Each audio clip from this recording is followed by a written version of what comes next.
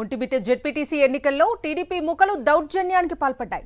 స్థానికేతరుడైన మంత్రి రాంప్రసాద్ రెడ్డి తన అనుచరులను వెంటబెట్టుకుని ఒంటిమిట్ట పోలింగ్ బూత్ వద్దకు వచ్చి ఓటర్లను భయభ్రాంతులకు గురిచేశారు. అభ్యంతరం వ్యక్తం చేసిన వైఎస్ఆర్సీపీ శ్రేణులపై దాడి చేయాల్సిందిగా టీడీపీ మూకలను రెచ్చగొట్టారు. కేబినెట్ మంత్రి రౌడీలా వ్యవహరించడం విస్మయం కలిగిస్తోంది.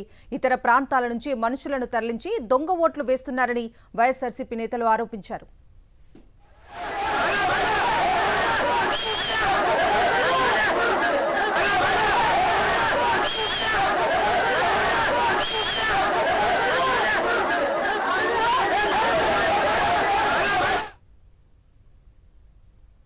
ఇతర ప్రాంతాల నుంచి మనుషులను తరలించి దొంగ ఓట్లు వేశారని వైఎస్ఆర్సీపీ నేతలు ఆరోపించారు.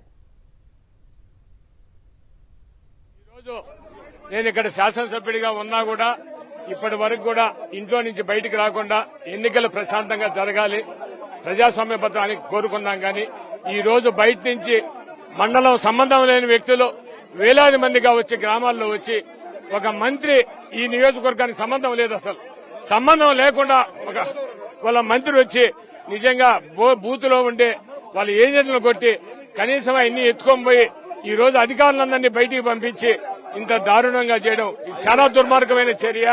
దాదాపు పోలింగ్ 5 వరకు జరగాల. ఇప్పుడు బాక్సులు లేవు, లోపల పోలింగ్ స్టేషన్ బాక్సులు లేవు, ఆఫీసర్లు లేరు. ఏం చేయాలా? మొత్తం ఈ మండలం అంతా కూడా మళ్ళా రీపోలింగ్ జరపాలా, మళ్ళా నోటిఫికేషన్ ఇచ్చి ఎన్నిక జరపాలని మేము డిమాండ్ చేస్తున్నాం. ఇది భారతదేశ చరిత్రలో ఇది ప్రజాస్వామ్యానికి ఒక గుడ్డని పెట్టని కూడా మేమందరూ కూడా తెలియజేస్తూ ఈ రోజు నిజంగా మా కార్యకర్తలపై, మా ఏజెంట్లపై బయట వ్యక్తులు వచ్చి దాడి చేయడం ఇది దుర్మార్గమైన చర్య. దీన్ని తీవ్రంగా ఖండిస్తున్నాం.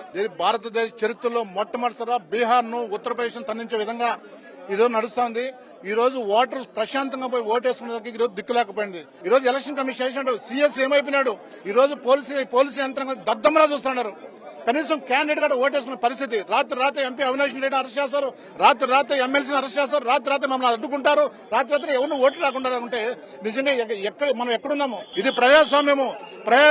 ఓటర్ లేదు, దేవుళ్ళు. కానీ ఈ రోజు చూస్తున్నాం ఏ ఓటర్ని కూడా ప్రశాంతంగా ఓటర్ పరిస్థితి లేదు. ఇంతమంది పోలీసులు కనీసం ఓటర్ ప్రశాంతంగా తీసుకుపోయి బూత్లు వేసే పరిస్థితి లేదు. 12కే క్లోజ్ చేశారు, బూతులు ఇస్తున్నారు. అంటే 5 గంటల తర్వాత ఎలక్షన్స్ ఎక్కడిది? ఒక మంత్రికి ఏం పని?